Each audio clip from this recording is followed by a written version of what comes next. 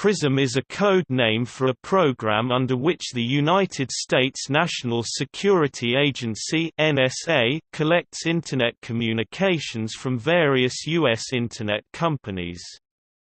The program is also known by the SIGAD US 984XN.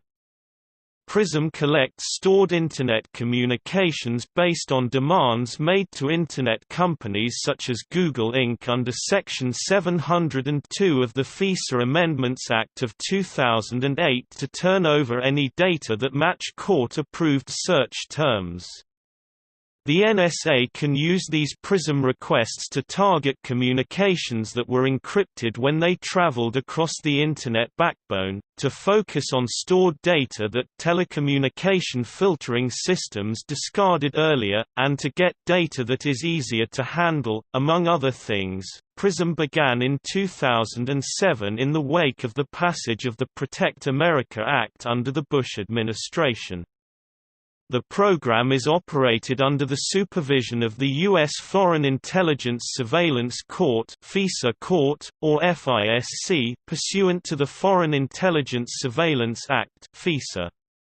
Its existence was leaked 6 years later by NSA contractor Edward Snowden, who warned that the extent of mass data collection was far greater than the public knew and included what he characterized as dangerous and criminal activities.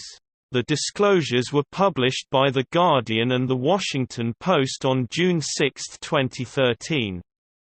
Subsequent documents have demonstrated a financial arrangement between the NSA's Special Source Operations Division (SSO) and PRISM partners in the millions of dollars. Documents indicate that PRISM is the #1 source of raw intelligence used for NSA analytic reports, and it accounts for 91% of the NSA's Internet traffic acquired under FISA Section 702 authority.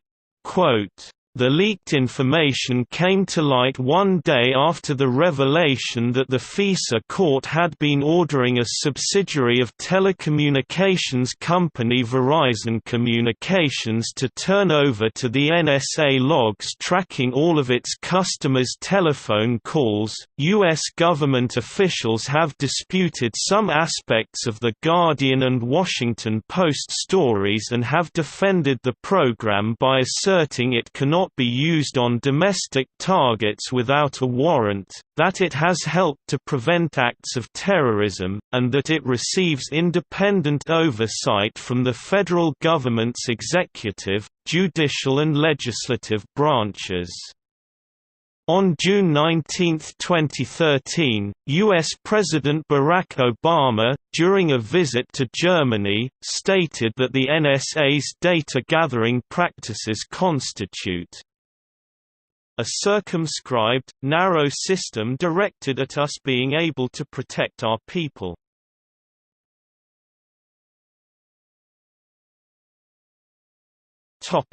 Media disclosure of PRISM. PRISM was publicly revealed when classified documents about the program were leaked to journalists of The Washington Post and The Guardian by Edward Snowden, at the time an NSA contractor, during a visit to Hong Kong. The leaked documents included 41 PowerPoint slides, 4 of which were published in news articles. The documents identified several technology companies as participants in the PRISM program, including Microsoft in 2007, Yahoo in 2008, Google in 2009, Facebook in 2009, Paltalk in 2009, YouTube in 2010, AOL in 2011, Skype in 2011 and Apple in 2012. The speaker's notes in the briefing document reviewed by The Washington Post indicated that 98% of PRISM production is based on Yahoo, Google, and Microsoft. The slide presentation stated that much of the world's electronic communications pass through the US, because electronic communications data tend to follow the least expensive route rather than the most physically direct route, and the bulk of the world's Internet infrastructure is based in the United States. The presentation noted that these facts provide United States intelligence analysts with opportunities for intercepting the communications of foreign targets as their electronic data pass into or through the United States. Snowden's subsequent disclosures included statements that government agencies such as the United Kingdom's GCHQ also undertook mass interception and tracking of Internet and communications data, described by Germany as nightmarish, if true, allegations that the NSA engaged in dangerous and criminal activity by hacking civilian infrastructure networks in other countries such as universities, hospitals, and private businesses, and alleged that compliance offered only very limited restrictive effect on mass data collection practices, including of Americans, since restrictions are policy-based, not technically based, and can change at any time, adding that additionally, audits are cursory, incomplete, and easily fooled by fake justifications, with numerous self-granted exceptions, and that NSA policies encourage staff to assume the benefit of the doubt in cases of uncertainty.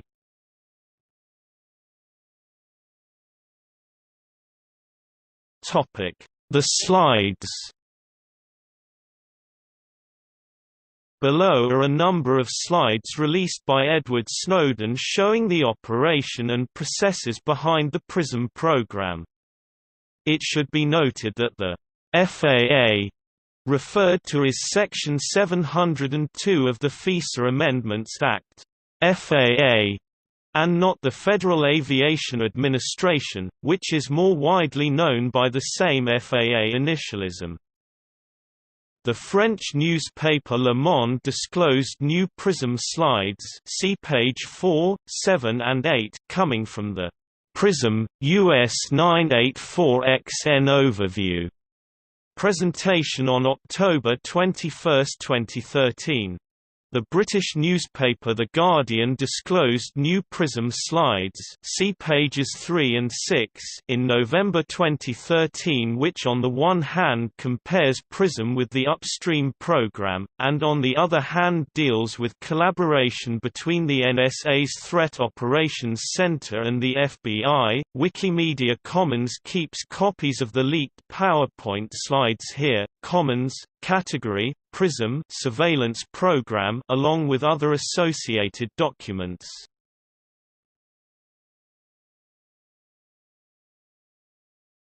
Topic: The program. PRISM is a program from the Special Source Operations (SSO) division of the NSA, which in the tradition of NSA's intelligence alliances, cooperates with as many as 100 trusted U.S. companies since the 1970s.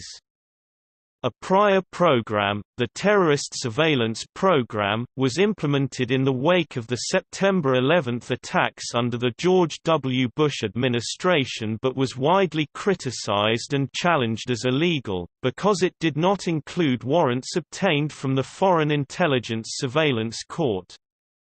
PRISM was authorized by the Foreign Intelligence Surveillance Court. PRISM was enabled under President Bush by the Protect America Act of 2007 and by the FISA Amendments Act of 2008, which immunizes private companies from legal action when they cooperate with U.S. government agencies in intelligence collection. In 2012 the act was renewed by Congress under President Obama for an additional 5 years, through December 2017. According to the Register, the FISA Amendments Act of 2008 specifically authorizes intelligence agencies to monitor the phone, email, and other communications of U.S. citizens for up to a week without obtaining a warrant. When one of the parties is outside the U.S., the most detailed description of the PRISM program can be found in a report about NSA's collection efforts under Section 702 FAA, that was released by the Privacy and Civil Liberties Oversight Board (PCLOB) on July 2, 2014. According to this report, PRISM is only used to collect Internet communications, not telephone conversations. These Internet communications are not collected in bulk, but in a targeted way. Only communications that are to or from specific selectors, like email addresses, can be gathered. Under PRISM, there's no collection based upon keywords or names. The actual collection process is done by the Data Intercept Technology Unit (DITU) of the FBI, which on behalf of the NSA sends the selectors to the U.S. Internet Service Providers, which were previously served with a Section 702 directive.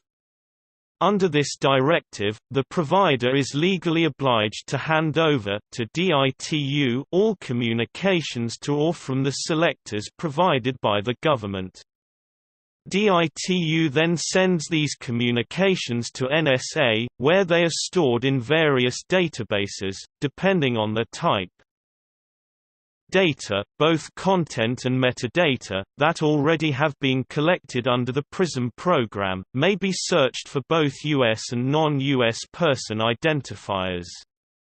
These kinds of queries became known as backdoor searches and are conducted by NSA, FBI and CIA. Each of these agencies has slightly different protocols and safeguards to protect searches with a U.S. person identifier.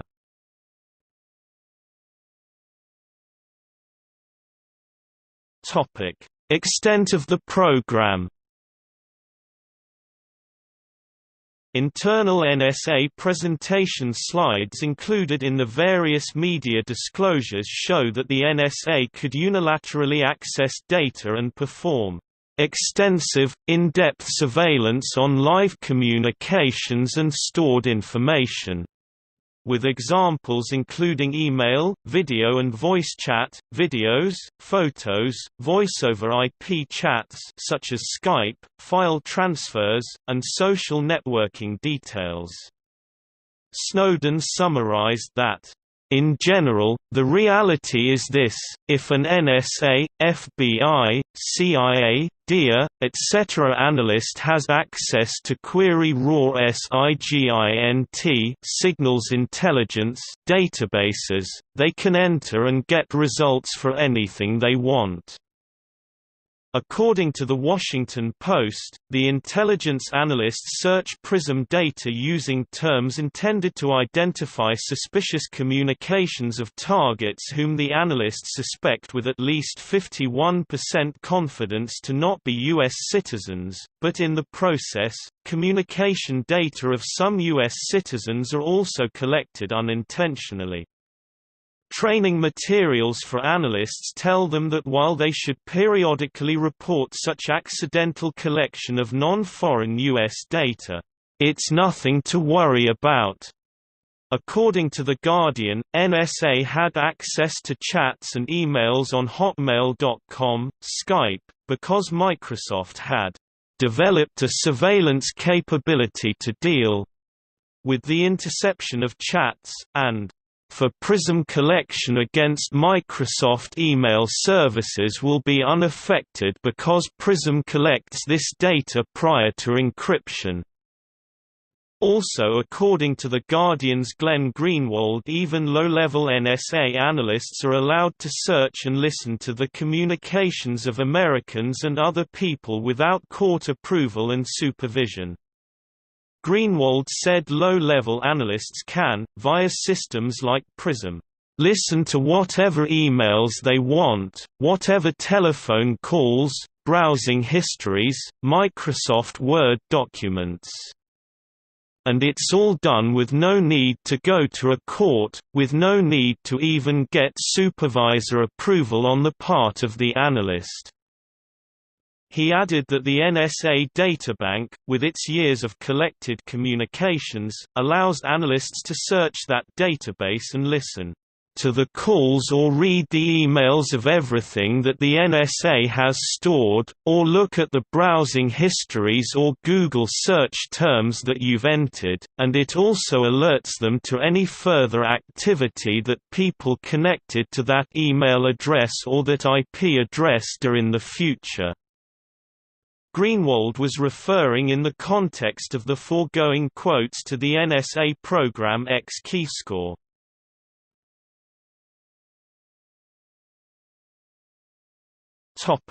PRISM overview.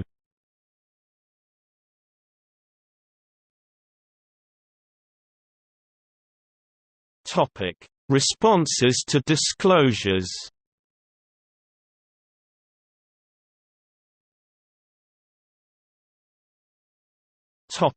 United States government.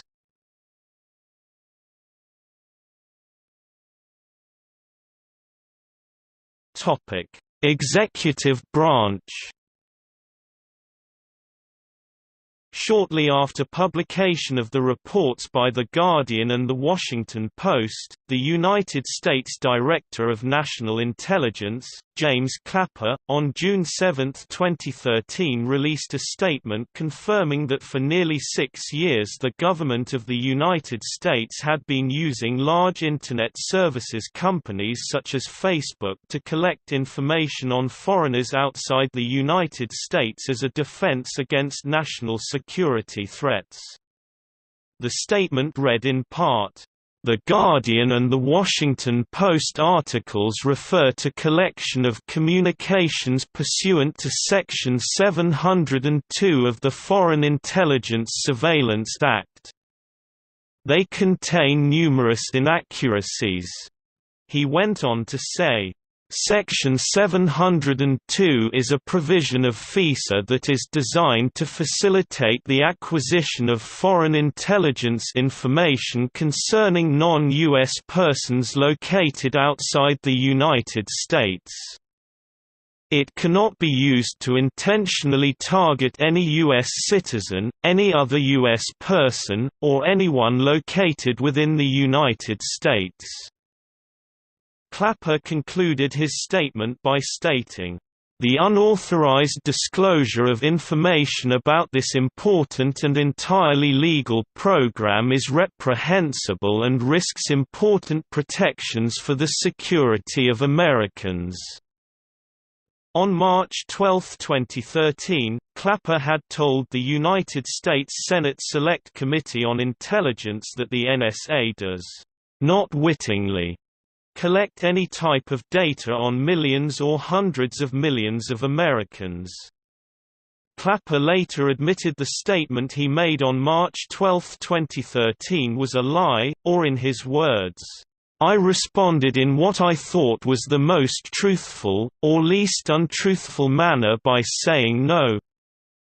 On June 7, 2013, U.S. President Barack Obama, referring to the PRISM program and the NSA's telephone calls logging program, said, "What you've got is two programs that were originally authorized by Congress, have been repeatedly authorized by Congress. Bipartisan majorities have approved them. Congress is continually briefed on how these are conducted.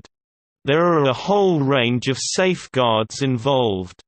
And federal judges are overseeing the entire program throughout." He also said, "You can't have 100% security and then also have 100% privacy and zero inconvenience. You know, we're going to have to make some choices as a society."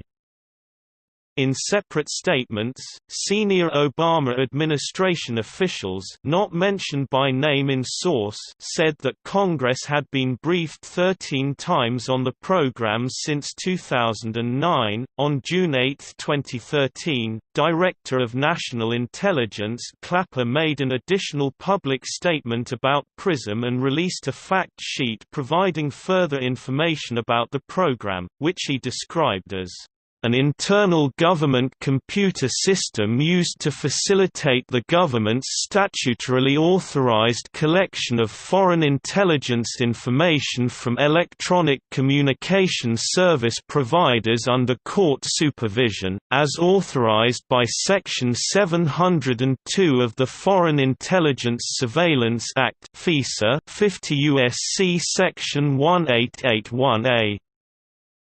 The fact sheet stated that the surveillance activities published in The Guardian and The Washington Post are lawful and conducted under authorities widely known and discussed, and fully debated and authorized by Congress. The fact sheet also stated that the United States government does not unilaterally obtain information from the servers of U.S. electronic communication service providers. All such information is obtained with FISA court approval and with the knowledge of the provider based upon a written directive from the Attorney General and the Director of National Intelligence. It said that the Attorney General provides FISA court rulings and semi-annual reports about PRISM activities to Congress, providing an unprecedented degree of accountability and transparency. Democratic Senators Udall and Wyden, who serve on the U.S. Senate Select Committee on Intelligence, subsequently criticized the fact sheet as being inaccurate. NSA Director General Keith Alexander acknowledged the errors, stating that the fact sheet could have more precisely described the requirements governing the collection of email and other Internet content from U.S. companies. The fact sheet was withdrawn from the NSA's website around June 26. In a closed-doors Senate hearing around June 11, FBI Director Robert Mueller said that Snowden's leaks had caused significant harm to our nation and to our safety. In the same Senate, NSA Director Alexander defended the program. Alexander's defense was immediately criticized by Senators Udall and Wyden, who said they saw no evidence that the NSA programs had produced uniquely valuable intelligence. In a joint statement, they wrote, Jen Alexander's testimony yesterday suggested that the NSA's bulk phone records collection program helped thwart dozens of terrorist attacks, but all of the plots that he mentioned appear to have been identified using other collection methods. On June 18, NSA Director Alexander said in an open hearing before the House Intelligence Committee of Congress that communications surveillance had helped prevent more than 50 potential terrorist attacks worldwide, at least 10 of them involving terrorism suspects or targets in the United States, between 2001 and 2013, and that the PRISM web traffic surveillance program contributed in over 90% of those cases. According to court records, one example Alexander gave regarding a thwarted attack by al-Qaeda on the New York Stock Exchange was not in fact foiled by surveillance.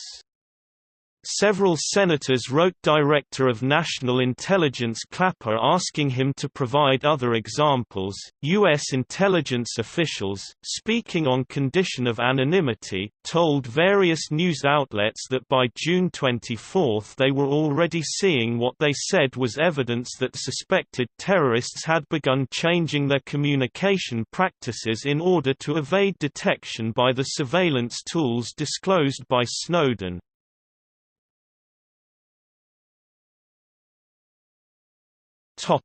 Legislative branch. In contrast to the swift and forceful reactions the previous day to allegations that the government had been conducting surveillance of United States citizens' telephone records, congressional leaders initially had little to say about the PRISM program the day after leaked information about the program was published. Several lawmakers declined to discuss PRISM, citing its top-secret classification, and others said that they had not been aware of the program. After statements had been released by the President and the Director of National Intelligence, some lawmakers began to comment. Senator John McCain (RAZ), June 9, 2013. "We passed the Patriot Act. We passed specific provisions of the Act that allowed for this program to take place, to be enacted in operation." Senator Dianne Feinstein (DCA), Chair of the Senate Intelligence Committee, June 9. "These programs are within the law. Part of our obligation is keeping Americans safe. Human intelligence isn't going to do it." June 9. "Here's the rub, the instances where this has produced good, has disrupted plots, prevented terrorist attacks, is all classified, that's what's so hard about this." June 11. "It went fine. We asked him, Keith Alexander, to declassify things because it would be helpful for people and lawmakers to better understand the intelligence programs. I've just got to see if the information gets declassified. I'm sure people will find it very interesting." Senator Rand Paul (RCI), June 9. "I'm going to be seeing if I can challenge this at the Supreme Court level. I'm going to be asking the Internet providers and all of the phone companies, ask your customers to join me in a class action lawsuit." Senator Susan Collins (RME), member of Senate Intelligence Committee and past member of Homeland Security Committee, June 11. "I had, along with Joe Lieberman, a monthly threat briefing, but I did not have access to this highly compartmentalized information." And, "How can you ask when you don't know the program exists?" Representative Jim Sensenbrenner (RY), principal sponsor of the Patriot Act, June 9. "This is well beyond what the Patriot Act allows. President Obama's claim that this is the most transparent administration in history has once again proven false. In fact, it appears that no administration has ever peered more closely or intimately into the lives of innocent Americans." Representative Mike Rogers (RME), a chairman of the Permanent Select Committee on Intelligence, June 9. "One of the things that we're charged with is keeping America safe and keeping our civil liberties and privacy intact. I think we have done both in this particular case." June 9. "Within the last few years this program was used to stop a terrorist attack in the United States. We know that.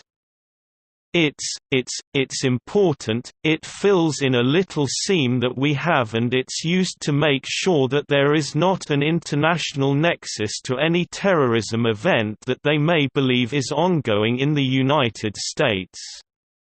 So in that regard it is a very valuable thing." Senator Mark Udall (DCO), June 9.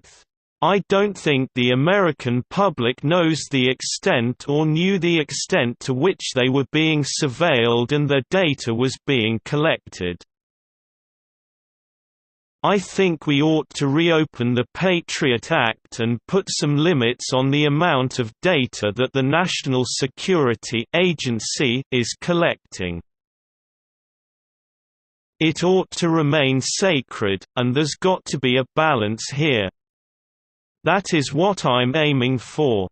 Let's have the debate, let's be transparent, let's open this up." Representative Todd Rokita (RIN), June 10. "We have no idea when they Foreign Intelligence Surveillance Court meet, we have no idea what their judgments are." Representative Luis Gutierrez (DEL), June 9.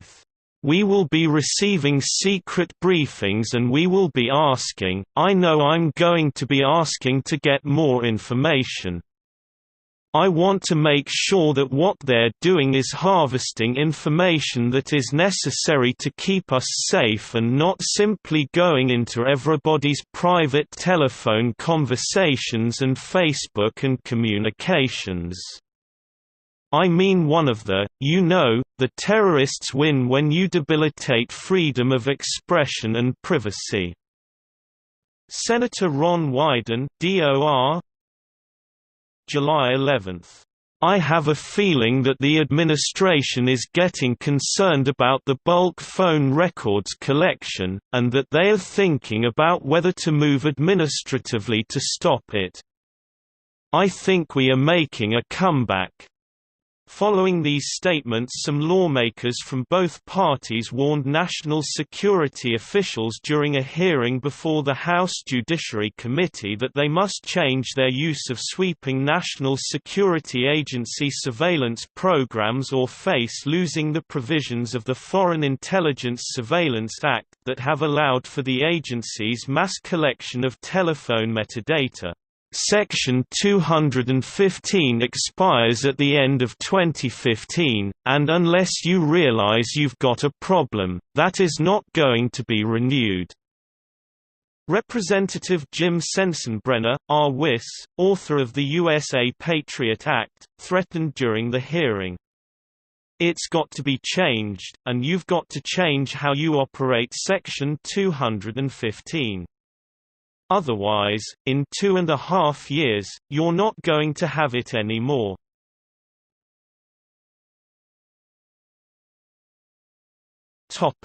Judicial branch. Leaks of classified documents pointed to the role of a special court in enabling the government's secret surveillance programs, but members of the court maintained they were not collaborating with the executive branch. The New York Times, however, reported in July 2013 that in more than a dozen classified rulings, the nation's surveillance court has created a secret body of law giving the National Security Agency the power to amass vast collections of data on Americans while pursuing not only terrorism suspects, but also people possibly involved in nuclear proliferation, espionage and cyberattacks. After members of the U.S. Congress pressed the Foreign Intelligence Surveillance Court to release declassified versions of its secret ruling, the court dismissed those requests, arguing that the decisions can't be declassified because they contain classified information.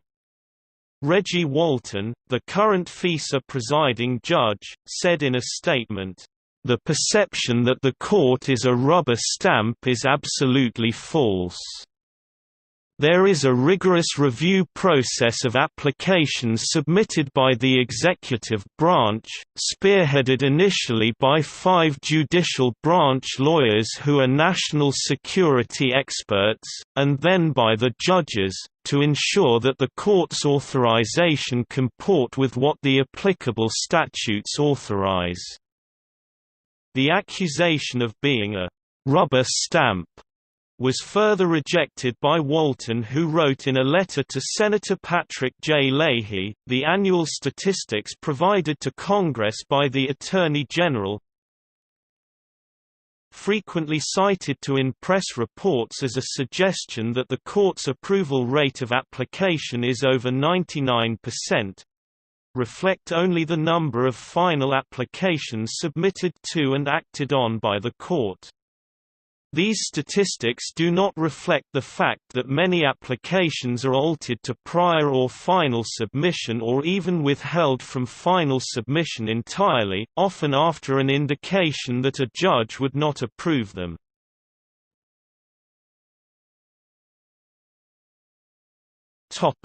The U.S. military.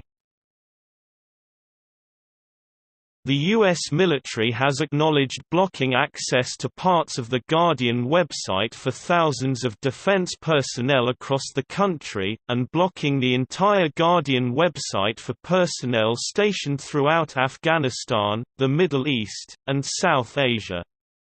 A spokesman said the military was filtering out reports and content relating to government surveillance programs to preserve network hygiene and prevent any classified material from appearing on unclassified parts of its computer systems.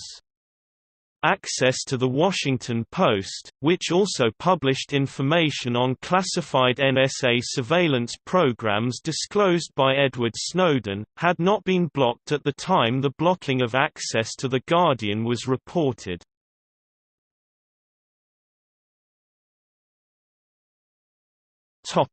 Responses and involvement of other countries.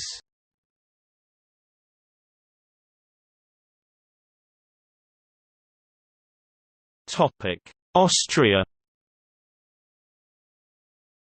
The former head of the Austrian Federal Office for the Protection of the Constitution and Counterterrorism, Gert René Polli, stated he knew the PRISM program under a different name and stated that surveillance activities had occurred in Austria as well. Polli had publicly stated in 2009 that he had received requests from U.S. intelligence agencies to do things that would be in violation of Austrian law, which Polli refused to allow.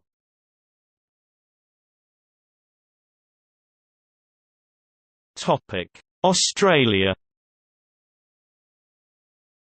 The Australian government has said it will investigate the impact of the PRISM program and the use of the Pine Gap surveillance facility on the privacy of Australian citizens.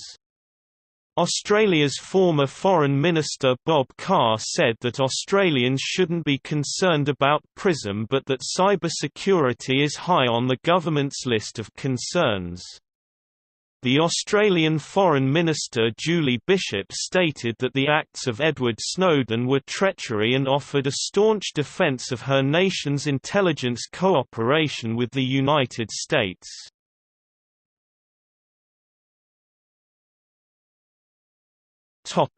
Brazil.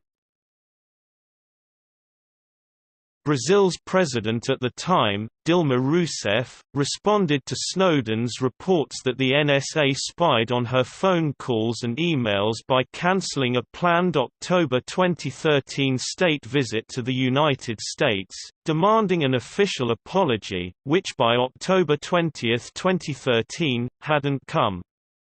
Also, Rousseff classified the spying as unacceptable between more harsh words in a speech before the UN General Assembly on September 24, 2013.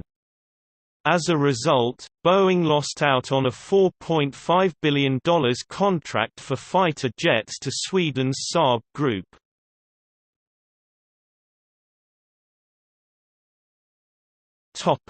Canada. Canada's National Cryptologic Agency, the Communications Security Establishment (CSE), said that commenting on PRISM would undermine CSE's ability to carry out its mandate. Privacy Commissioner Jennifer Stoddart lamented Canada's standards when it comes to protecting personal online privacy, stating, "We have fallen too far behind." In her report, While other nations' data protection authorities have the legal power to make binding orders, levy hefty fines and take meaningful action in the event of serious data breaches, we are restricted to a soft approach, persuasion, encouragement and, at the most, the potential to publish the names of transgressors in the public interest. And, when push comes to shove, Stoddart wrote, short of a costly and time-consuming court battle, we have no power to enforce our recommendations.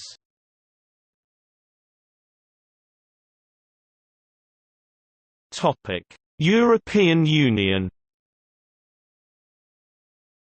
On 20 October 2013 a committee at the European Parliament backed a measure that, if it is enacted, would require American companies to seek clearance from European officials before complying with United States warrants seeking private data. The legislation has been under consideration for 2 years. The vote is part of efforts in Europe to shield citizens from online surveillance in the wake of revelations about a far-reaching spying program by the U.S. National Security Agency. Germany and France have also had ongoing mutual talks about how they can keep European email traffic from going across American servers.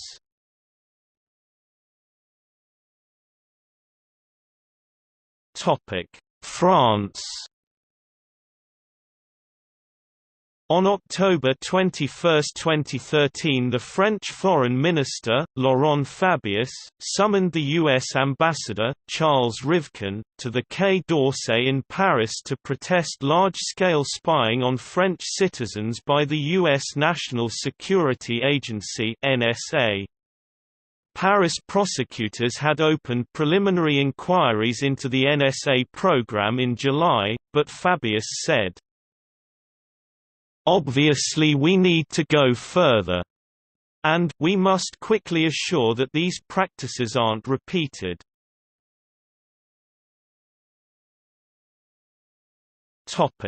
Germany.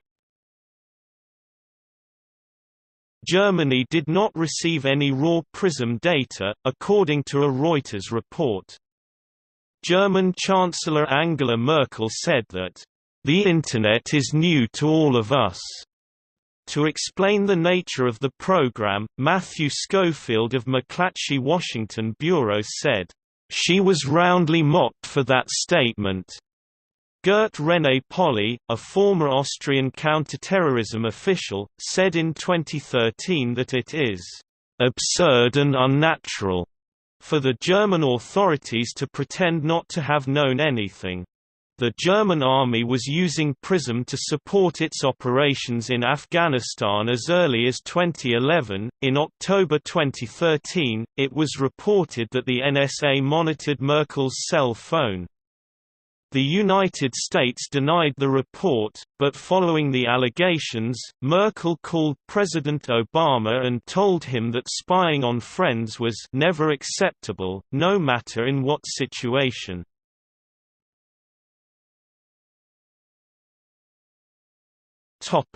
Israel. Israeli newspaper Calculus discussed the Business Insider article about the possible involvement of technologies from two secretive Israeli companies in the PRISM program, Verint Systems and Narus.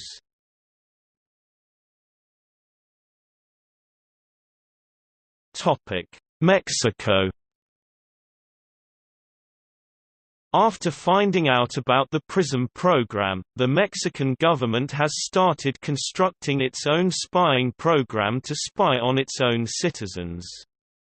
According to Genaro Villamil, a writer from Procesco, CISEN, Mexico's intelligence agency has started to work with IBM and Hewlett-Packard to develop its own data-gathering software. Facebook, Twitter, emails and other social network sites are going to be priority.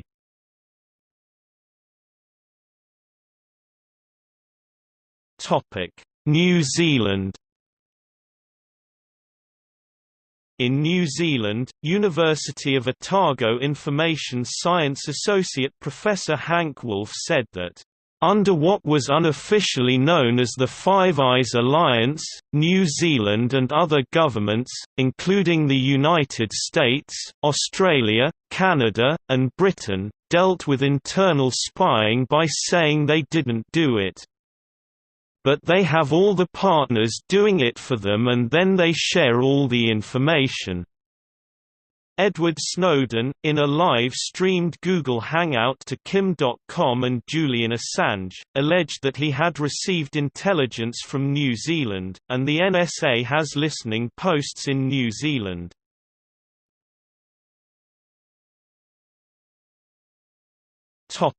Spain. At a meeting of European Union leaders held the week of 21 October 2013, Mariano Rajoy, Spain's Prime Minister, said that, "Spying activities aren't proper among partner countries and allies." On 28 October 2013 the Spanish government summoned the American ambassador, James Costos, to address allegations that the U.S. had collected data on 60 million telephone calls in Spain. Separately, Íñigo Méndez de Vigo, a Spanish Secretary of State, referred to the need to maintain a necessary balance between security and privacy concerns, but said that the recent allegations of spying, if proven to be true, are improper and unacceptable between partners and friendly countries.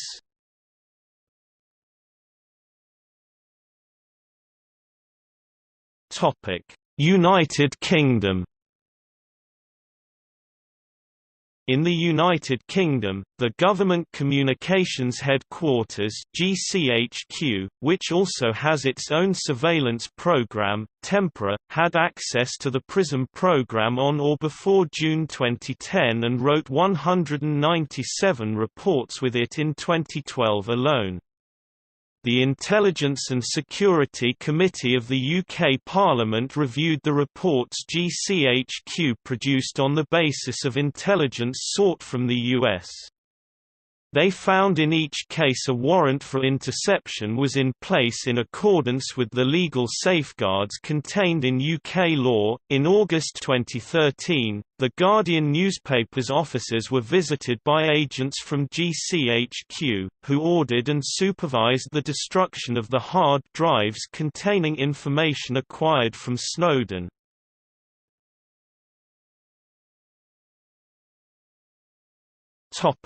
Companies.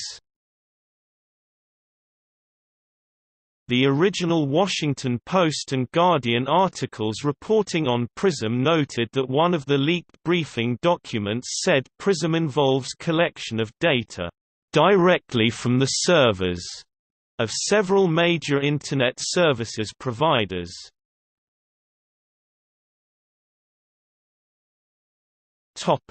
Initial public statements. Corporate executives of several companies identified in the leaked documents told The Guardian that they had no knowledge of the PRISM program in particular and also denied making information available to the government on the scale alleged by news reports. Statements of several of the companies named in the leaked documents were reported by TechCrunch and The Washington Post as follows: Microsoft, "We provide customer data only when we receive a legally binding order or subpoena to do so, and never on a voluntary basis. In addition, we only ever comply with orders for requests about specific accounts or identifiers. If the government has a broader voluntary national security program to gather customer data, we don't participate in it." Yahoo! Yahoo takes users' privacy very seriously. We do not provide the government with direct access to our servers, systems, or network. Of the hundreds of millions of users we serve, an infinitesimal percentage will ever be the subject of a government data collection directive. Facebook. We do not provide any government organization with direct access to Facebook servers. When Facebook is asked for data or information about specific individuals, we carefully scrutinize any such request for compliance with all applicable laws, and provide information only to the extent required by law. Google. Google cares deeply about the security of our users' data. We disclose user data to government in accordance with the law, and we review all such requests carefully. From time to time, people allege that we have created a government backdoor into our systems, but Google does not have a backdoor for the government to access private user data. A NY suggestion that Google is disclosing information about our users' Internet activity on such a scale is completely false. Apple. We have never heard of PRISM. We do not provide any government agency direct access to our servers, and any government agency requesting customer data must get a court order. Dropbox. We've seen reports that Dropbox might be asked to participate in a government program called PRISM. We are not part of any such program and remain committed to protecting our users' privacy.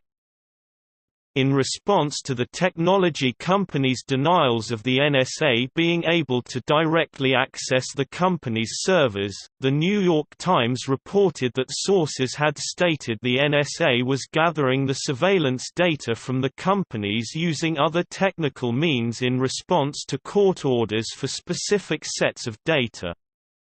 The Washington Post suggested, "It is possible that the conflict between the PRISM slides and the company spokesman is the result of imprecision on the part of the NSA author." In another classified report obtained by the Post, the arrangement is described as allowing collection managers to send content tasking instructions directly to equipment installed at company-controlled locations, rather than directly to company servers. In context, direct is more likely to mean that the NSA is receiving data sent to them deliberately by the tech companies, as opposed to intercepting communications as they're transmitted to some other destination. If these companies received an order under the FISA Amendments Act, they are forbidden by law from disclosing having received the order and disclosing any information about the order at all. Mark Rumeld, staff attorney at the Electronic Frontier Foundation, told ABC News, on May 28, 2013, Google was ordered by United States District Court Judge Susan Ilston to comply with a national security letter issued by the FBI to provide user data without a warrant. Kurt Opsahl, a senior staff attorney at the Electronic Frontier Foundation, in an interview with VentureBeat said, "I certainly appreciate that Google put out a transparency report, but it appears that the transparency didn't include this. I wouldn't be surprised if they were subject to a gag order." The New York Times reported on June 7, 2013, that, "Twitter declined to make it easier for the government. But other companies were more compliant, according to people briefed on the negotiations." The other companies held discussions with national security personnel on how to make data available more efficiently and securely.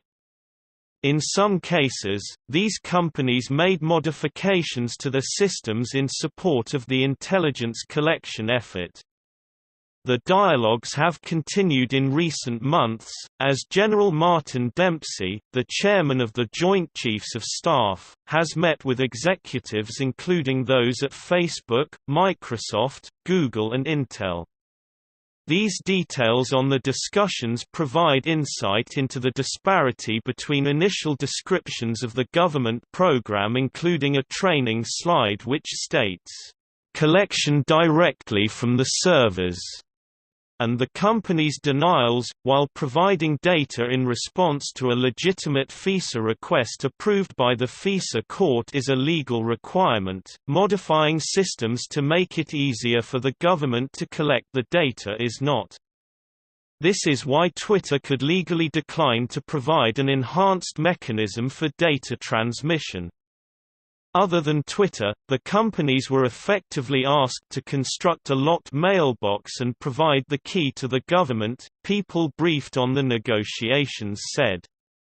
Facebook, for instance, built such a system for requesting and sharing the information. Google does not provide a lockbox system, but instead transmits required data by hand delivery or SSH.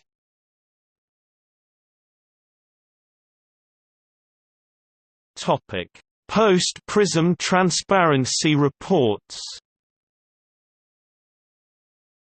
In response to the publicity surrounding media reports of data sharing, several companies requested permission to reveal more public information about the nature and scope of information provided in response to national security requests. On June 14, 2013, Facebook reported that the U.S. government had authorized the communication of "about these numbers in aggregate, and as a range." In a press release posted to its website, the company reported, "For the 6 months ending December 31, 2012, the total number of user data requests Facebook received from any and all government entities in the U.S., including local, state, and federal, and including criminal and national security-related requests, was between 9,000 and 10,000.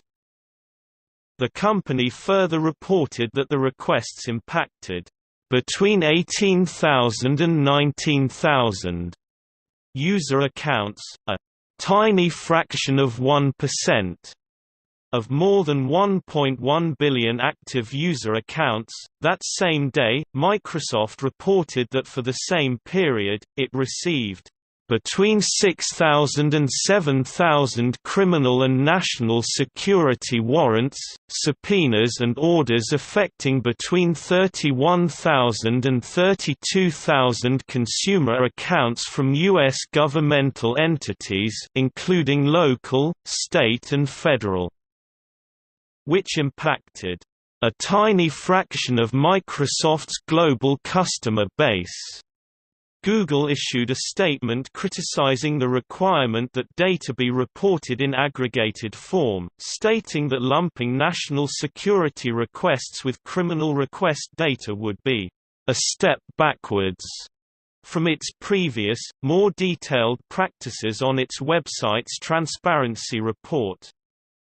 The company said that it would continue to seek government permission to publish the number and extent of FISA requests. Cisco Systems saw a huge drop in export sales because of fears that the National Security Agency could be using backdoors in its products. On September 12, 2014, Yahoo reported the U.S. government threatened the imposition of $250,000 in fines per day if Yahoo didn't hand over user data as part of the NSA's PRISM program. It is not known if other companies were threatened or fined for not providing data in response to a legitimate FISA requests.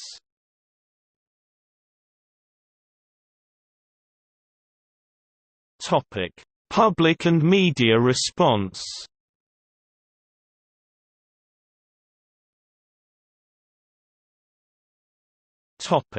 Domestic. The New York Times editorial board charged that the Obama administration has now lost all credibility on this issue, and lamented that for years, members of Congress ignored evidence that domestic intelligence gathering had grown beyond their control, and, even now, few seem disturbed to learn that every detail about the public's calling and texting habits now reside in an NSA database. It wrote with respect to the FISA court in context of PRISM that it is a perversion of the American justice system when judicial secrecy is coupled with a one-sided presentation of the issues. According to the New York Times, the result is a court whose reach is expanding far beyond its original mandate and without any substantive check. James Robertson, a former federal district judge based in Washington who served on the Secret Foreign Intelligence Surveillance Act court for 3 years between 2002 and 2005 and who ruled against the Bush administration in the landmark Hamdan v. Rumsfeld case, said FISA court is independent but flawed because only the government's side is represented effectively in its deliberations. Anyone who has been a judge will tell you a judge needs to hear both sides of a case, said James Robertson. Without this, judges do not benefit from adversarial debate. He suggested creating an advocate with security clearance who would argue against government filings. Robertson questioned whether the secret FISA court should provide overall legal approval for the surveillance programs, saying the court has turned into something like an administrative agency.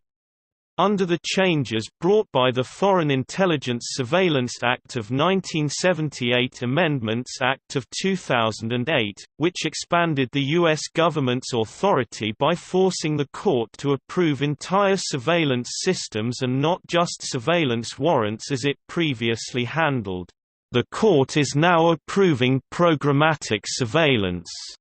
I don't think that is a judicial function. Robertson also said he was frankly stunned by the New York Times report that FISA court rulings had created a new body of law broadening the ability of the NSA to use its surveillance programs to target not only terrorists but suspects in cases involving espionage, cyberattacks, and weapons of mass destruction. Former CIA analyst Valerie Plame Wilson and former U.S. diplomat Joseph Wilson, writing in an op-ed article published in The Guardian, said that PRISM and other NSA data mining programs might indeed be very effective in hunting and capturing actual terrorists, but we don't have enough information as a society to make that decision.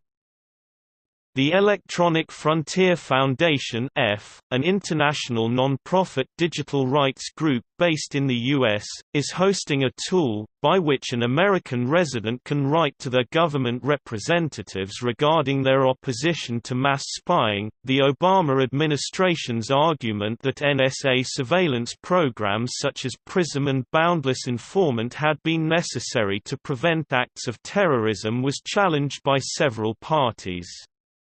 Ed Pilkington and Nicholas Watt of The Guardian said of the case of Najibullah Zazi, who had planned to bomb the New York City subway, that interviews with involved parties and U.S. and British court documents indicated that the investigation into the case had actually been initiated in response to conventional surveillance methods such as old-fashioned tip-offs of the British intelligence services, rather than to leads produced by NSA surveillance.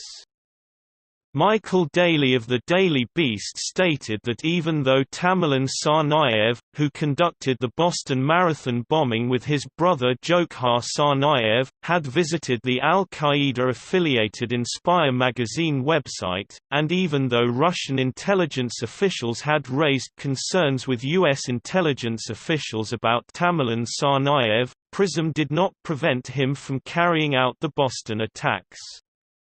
Daly observed that, "The problem is not just what the National Security Agency is gathering at the risk of our privacy but what it is apparently unable to monitor at the risk of our safety."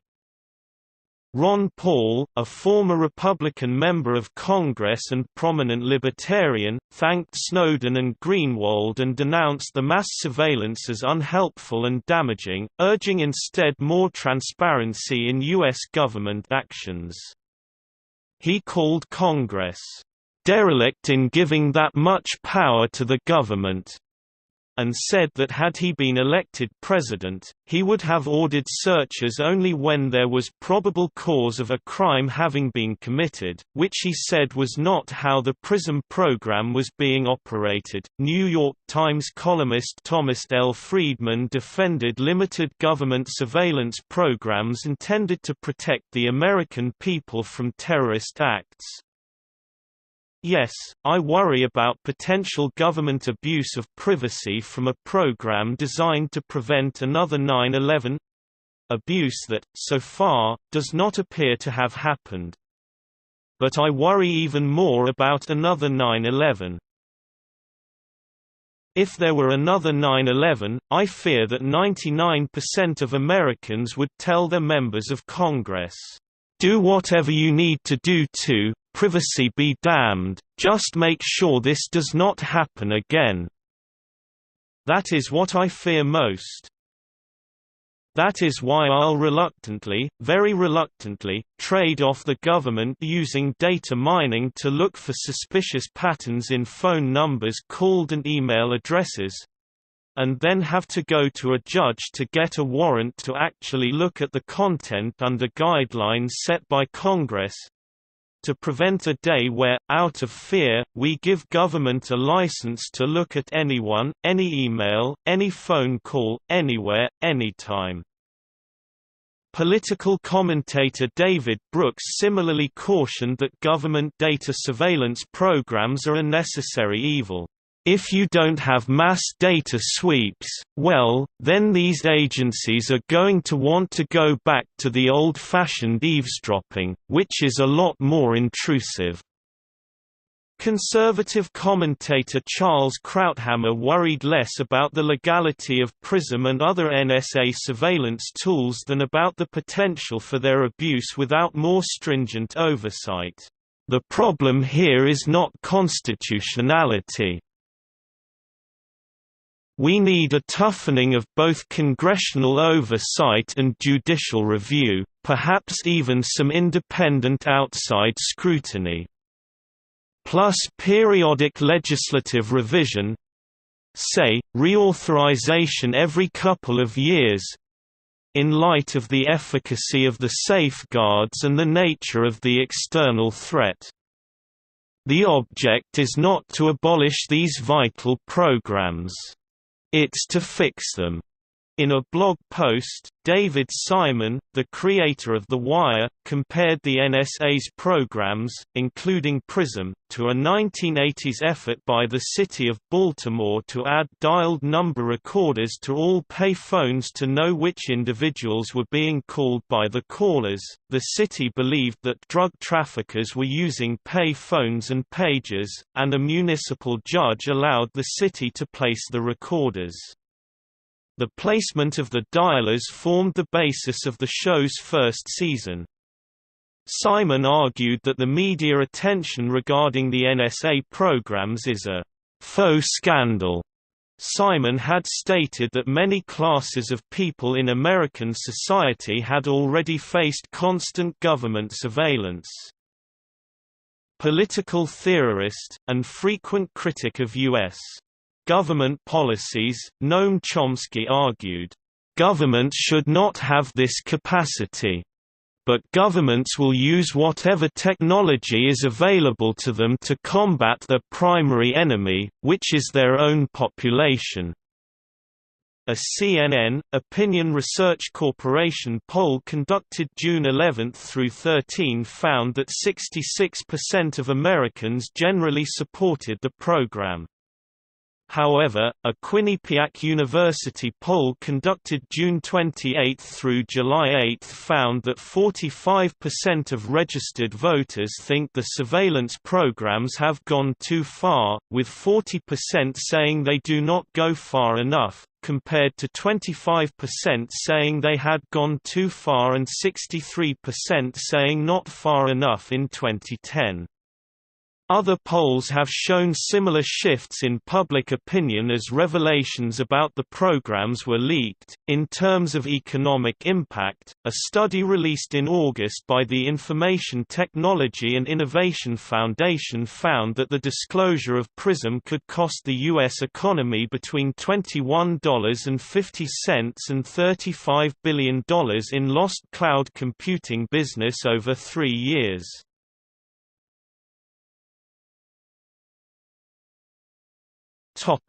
International. Sentiment around the world was that of general displeasure upon learning the extent of world communication data mining.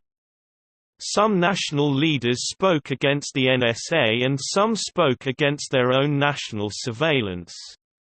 One national minister had scathing comments on the National Security Agency's data mining program, citing Benjamin Franklin, "The more a society monitors, controls, and observes its citizens, the less free it is."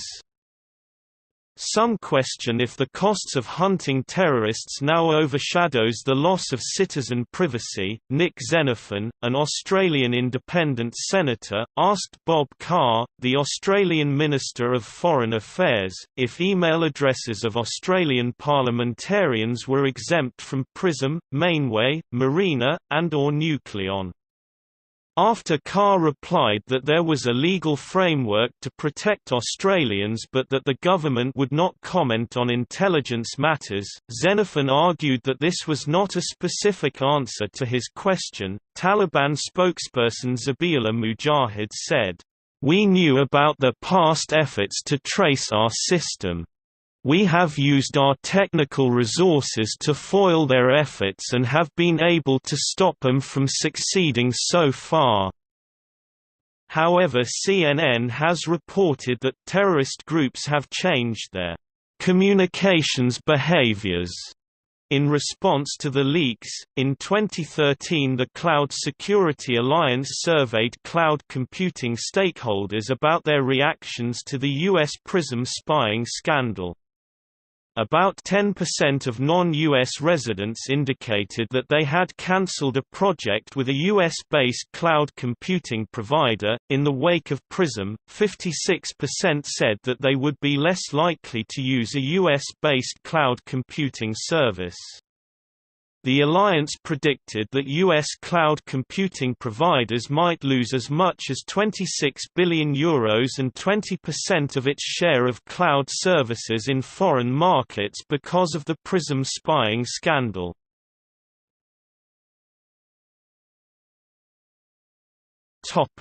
China.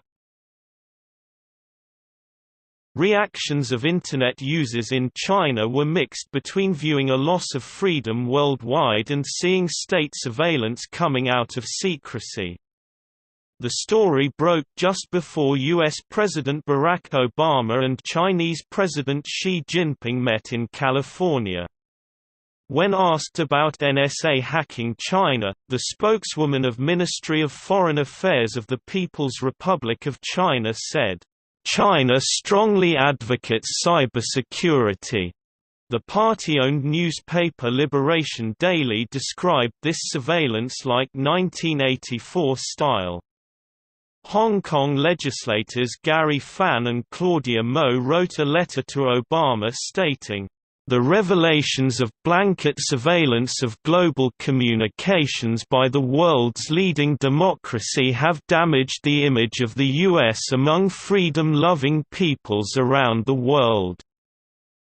Ai Weiwei, a Chinese dissident, said, "Even though we know governments do all kinds of things, I was shocked by the information about the US surveillance operation, PRISM.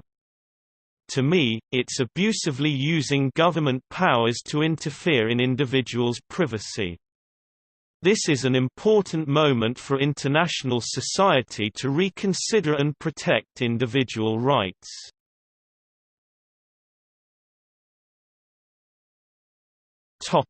Europe. Sophie in 't Veld, a Dutch member of the European Parliament, called PRISM a violation of EU laws.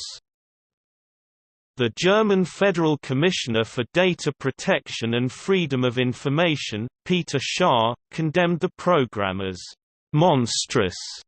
He further added that White House claims do not reassure me at all, and that given the large number of German users of Google, Facebook, Apple or Microsoft services, I expect the German government is committed to clarification and limitation of surveillance. Stefan Seibert, press secretary of the Chancellor's office, announced that Angela Merkel will put these issues on the agenda of the talks with Barack Obama during his pending visit in Berlin.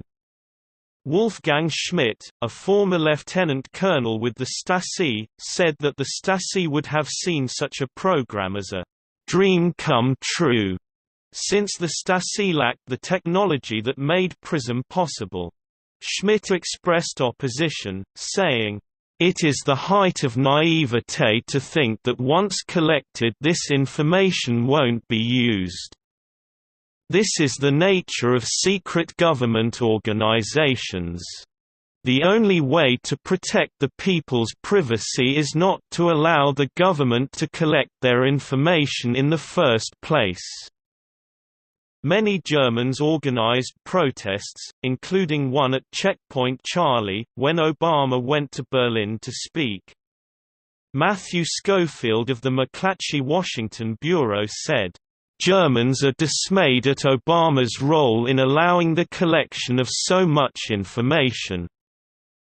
The Italian president of the Guarantor for the Protection of Personal Data, Antonello Soro, said that the surveillance dragnet would not be legal in Italy, and would be contrary to the principles of our legislation and would represent a very serious violation.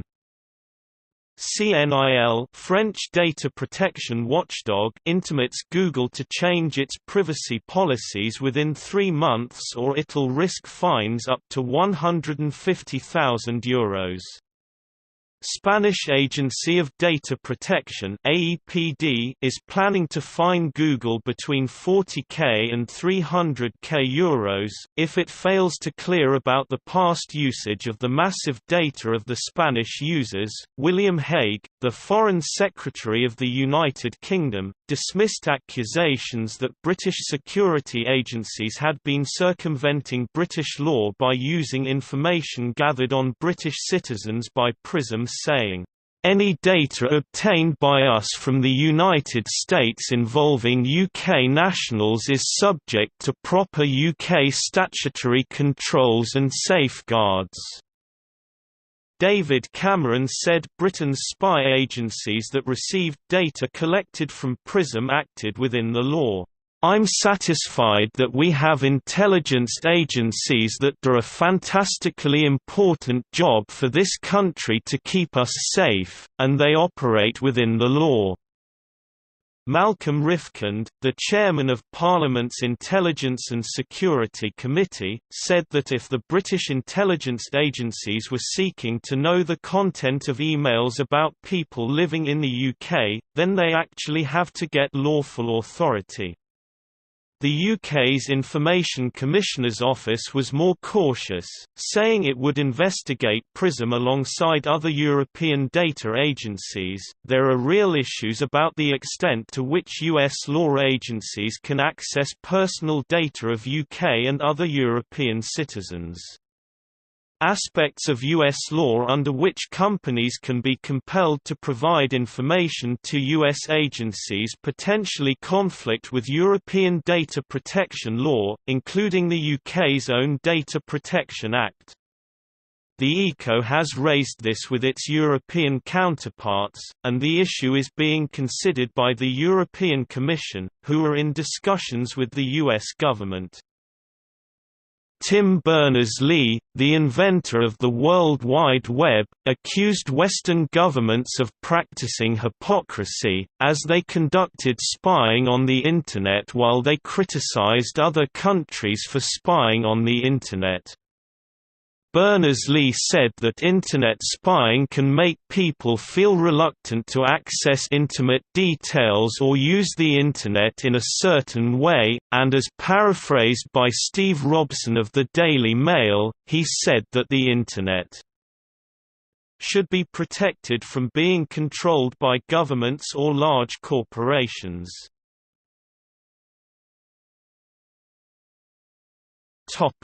India. Minister of External Affairs Salman Khurshid defended the PRISM program saying, "This is not scrutiny and access to actual messages. It is only computer analysis of patterns of calls and emails that are being sent. It is not actually snooping specifically on content of anybody's message or conversation. Some of the information they got out of the scrutiny, they were able to use it to prevent serious terrorist attacks in several countries." His comments contradicted his foreign ministry's characterization of violations of privacy as unacceptable. When Minister of Communications and Information Technology Kapil Sibal was asked about Khurshid's comments, he refused to comment on them directly, but said, "We do not know the nature of data or information sought as part of PRISM. Even the external ministry does not have any idea." The media felt that Khurshid's defense of PRISM was because the India government was rolling out the Central Monitoring System (CMS), which is similar to the PRISM program. Khurshid's comments were criticized by the Indian media, as well as opposition party CPI-M, who stated, "The UPA government should have strongly protested against such surveillance and bugging. Instead, it is shocking that Khurshid has sought to justify it. This shameful remark has come at a time when even the close allies of the US like Germany and France have protested against the snooping on their countries." Rajya Sabha MPP Rajiv told The Times of India that the act of the USA is a clear violation of Vienna Convention on Diplomatic Relations. But Khurshid is trying to justify it. And the speed of the government of India to reject the asylum application of Edward Snowden is shameful.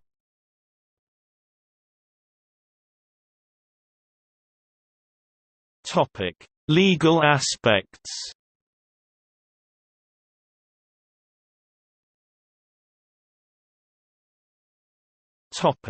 Applicable law and practice.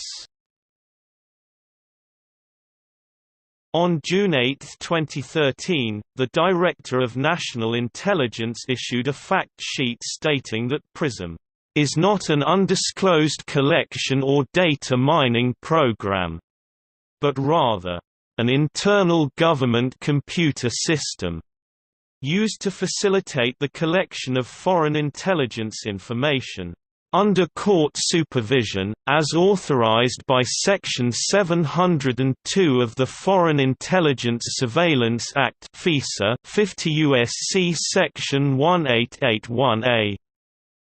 Section 702 provides that The Attorney General and the Director of National Intelligence may authorize jointly, for a period of up to 1 year from the effective date of the authorization, the targeting of persons reasonably believed to be located outside the United States to acquire foreign intelligence information. In order to authorize the targeting, the Attorney General and Director of National Intelligence need to obtain an order from the Foreign Intelligence Surveillance Court (FISA) court pursuant to Section 702 or certify that intelligence important to the national security of the United States may be lost or not timely acquired and time does not permit the issuance of an order. When requesting an order, the Attorney General and Director of National Intelligence must certify to the FISA court that a significant purpose of the acquisition is to obtain foreign intelligence information. They do not need to specify which facilities or property will be targeted. After receiving a FISA court order or determining that there are emergency circumstances, the Attorney General and Director of National Intelligence can direct an electronic communication service provider to give them access to information or facilities to carry out the targeting and keep the targeting secret. The provider then has the option to 1. comply with the directive, 2. reject it, or 3. challenge it with the FISA court. If the provider complies with the directive, it is released from liability to its users for providing the information and is reimbursed for the cost of providing it, while if the provider rejects the directive, the Attorney General may request an order from the FISA court to enforce it. A provider that fails to comply with the FISA court's order can be punished with contempt of court. Finally, a provider can petition the FISA court to reject the directive. In case the FISA court denies the petition and orders the provider to comply with the directive, the provider risks contempt of court if it refuses to comply with the FISA court's order. The provider can appeal the FISA court's denial to the Foreign Intelligence Surveillance Court of Review and then appeal the Court of Review's decision to the Supreme Court by a writ of certiorari for review under seal. The Senate Select Committee on Intelligence and the FISA courts had been put in place to oversee intelligence operations in the period after the death of J. Edgar Hoover. Beverly Gage of Slate said, when they were created, these new mechanisms were supposed to stop the kinds of abuses that men like Hoover had engineered. Instead, it now looks as if they have come to function as rubber stamps for the expansive ambitions of the intelligence community.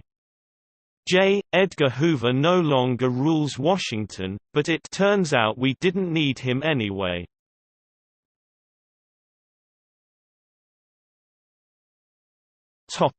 Litigation.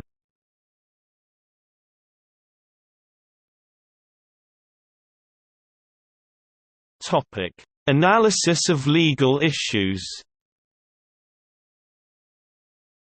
Laura Donahue, a law professor at the Georgetown University Law Center and its Center on National Security and the Law, has called PRISM and other NSA mass surveillance programs unconstitutional. Woodrow Hartzog, an affiliate at Stanford Law School's Center for Internet and Society, commented that the ACLU will likely have to demonstrate legitimate First Amendment harms such as chilling effects or Fourth Amendment harms, perhaps a violation of a reasonable expectation of privacy.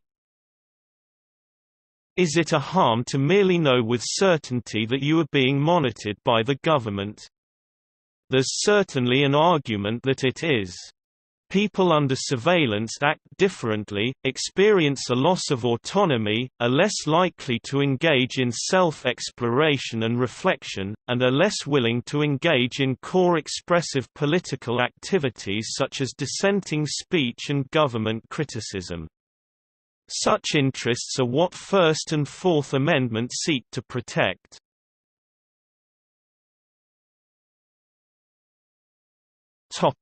Legality of the FISA Amendments Act.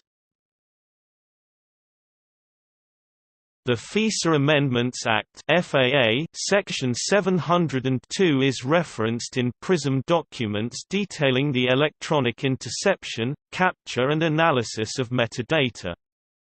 Many reports and letters of concern written by members of Congress suggest that this section of FAA in particular is legally and constitutionally problematic, such as by targeting U.S. persons, insofar as collections occur in U.S. As published documents indicate, the ACLU has asserted the following regarding the FAA.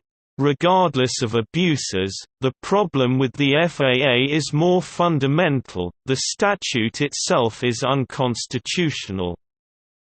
Senator Rand Paul is introducing new legislation called the Fourth Amendment Restoration Act of 2013 to stop the NSA or other agencies of the United States government from violating the Fourth Amendment to the U.S. Constitution using technology and big data information systems like PRISM and Boundless Informant.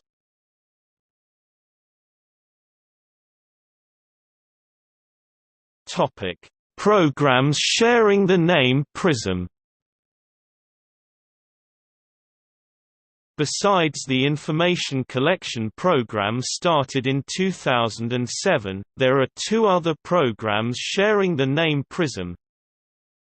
The Planning Tool for Resource Integration, Synchronization and Management (PRISM), a web tool used by U.S. military intelligence to send tasks and instructions to data collection platforms deployed to military operations. The Portal for Real-Time Information Sharing and Management (PRISM), whose existence was revealed by the NSA in July 2013. This is an internal NSA program for real-time sharing of information which is apparently located in the NSA's Information Assurance Directorate. The NSA's Information Assurance Directorate (IAD) is a very secretive division which is responsible for safeguarding U.S. government and military secrets by implementing sophisticated encryption techniques.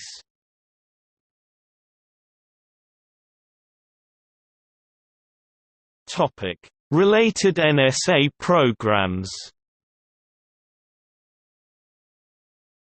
Parallel programs, known collectively as SIGADs, gather data and metadata from other sources. Each SIGAD has a set of defined sources, targets, types of data collected, legal authorities, and software associated with it. Some SIGADs have the same name as the umbrella under which they sit, BLARNEYs. The SIGAD summary, set down in the slides alongside a cartoon insignia of a shamrock and a leprechaun hat, describes it as an ongoing collection program that leverages IC intelligence community and commercial partnerships to gain access and exploit foreign intelligence obtained from global networks. Some SIGADs, like PRISM, collect data at the ISP level, but others take it from the top-level infrastructure. This type of collection is known as upstream. Upstream collection includes programs known by the blanket terms BLANI, Fairview, OAKSTAR and STORMBREW. Under each of these are individual SIGADs. Data that is integrated into a SIGAD can be gathered in other ways besides upstream, and from the service providers. For instance, it can be collected from passive sensors around embassies, or even stolen from an individual computer network in a hacking attack. Not all SIGADs involve upstream collection. For instance, data could be taken directly from a service provider, either by agreement, as is the case with PRISM, by means of hacking, or other ways. According to The Washington Post, the much less known Muscular program, which directly taps the unencrypted data inside the Google and Yahoo private clouds, collects more than twice as many data points compared to PRISM. Because the Google and Yahoo clouds span the globe, and because the tap was done outside of the United States, unlike PRISM, the Muscular program requires no FISA or other type of warrants.